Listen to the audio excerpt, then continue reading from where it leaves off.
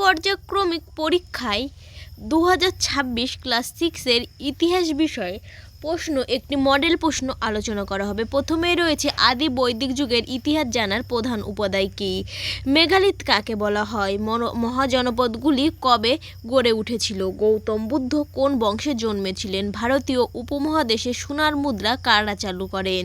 দ্বিতীয় বৌদ্ধ সংহতি কোথায় হয়েছিল? তারপরে শুরু করে গান গাওয়াকে কী বেদ বলা হয়? একটি রাজতান্ত্রিক মহাজনপদের নাম কি? বৈদিক যুগের সমাজ ছিল ড্যাশ আর্যসত্য ড্যাশ ধর্মের অংশ। এক কথায় উত্তর দাও। ঋগ্বেদের কোন শৃঙ্গের উল্লেখ আছে? একলব্যের পিতার নাম কি? বৈদিক সমাজে সবথেকে ছোট অংশ কি? বুদ্ধের 4টি উপদেশকে কি বলা হয়? কোন জৈন তীর্থঙ্কর কাশীর রাজপুত ছিলেন? দক্ষিণ ভারতের একমাত্র মহাজনপদটির নাম কি? বৈশালীর আশেপাশে যেসব বজ্জি থাকতো তাদেরকে কি বলা হতো? জৈন ধর্মের প্রচারককে কি বলা হতো? সবথেকে পুরনো সংহিতা কোনটি? মহাস্থানগড় কোথায় অবস্থিত? 2-এর জন্য ইম্পর্টেন্ট অষ্টাঙ্গিক মার্গ কি? ধর্মচক্র প্রবর্তন কাকে বলে? বৌদ্ধ ধর্মের ত্রিরত্ন কি? বেদের কয়টি অংশ এবং কী কী? কুষাণকারা তাদের শ্রেষ্ঠ রাজা কে ছিল?